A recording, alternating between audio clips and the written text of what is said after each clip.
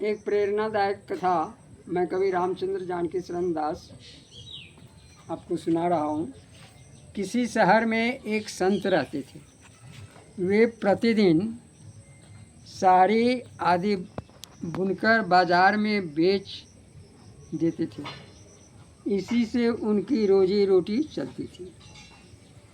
एक दिन एक धनी युवक बाजार में उस संत के पास पहुंचा। वह संत को ढोंगी समझता था। वे नास्तिक विचारधारा के थे, अतः उसने उसकी परीक्षा लेने का निर्णय किया। युवक ने संत से एक साड़ी का दाम पूछा। संत ने 1 रुपया बताया। युवक ने उसे साड़ी के 2 टुकड़े कर दिए और फिर 1 का दाम पूछा। संत ने 8 आना बता दिया। युवक ने उस साड़ी के पुनः 2 टुकड़े कर दिए और 1 का मूल्य पूछा। संत ने शांत चित्त से 4 आने बता दिए।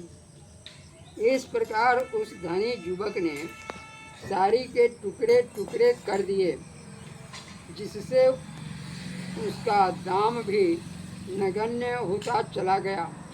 परंतु संत चुप रहे। तब युवक ने संत को 2 रुपये देते हुए कहा, यह रहा तुम्हारे कपड़े का मूल्य। संत धैर्यपूर्वक बोले, बेटा, जब तुमने साड़ी खरीदनी ही नहीं थी तो उसका दाम कैसे ले सकता हूँ? युवक ने आश्चर्य से संत का मुंह देखने लगा। उसे अपने कृत्य पर ग्लानि होने लगी। संत बोले, बेटा, ये 2 रुपये क्या उस मेहनत का दाम दे सकते हैं जो इस साड़ी में लगी है? इसके लिए किसान ने साल भर खेत में पसीना बहाया है। मेरी पत्नी ने उसे काटने और धुलने में रात दिन एक किए हैं। मेरे बेटे ने उसे रंगा है और मैंने उसे साड़ी का रूप दिया है। यह सुनकर उस युवक की आंखों में आंसू छलक आए। उसने संत से क्षमा मांगी और ऐसा व्यवहार किसी के साथ न करने की प्रतिज्ञा की।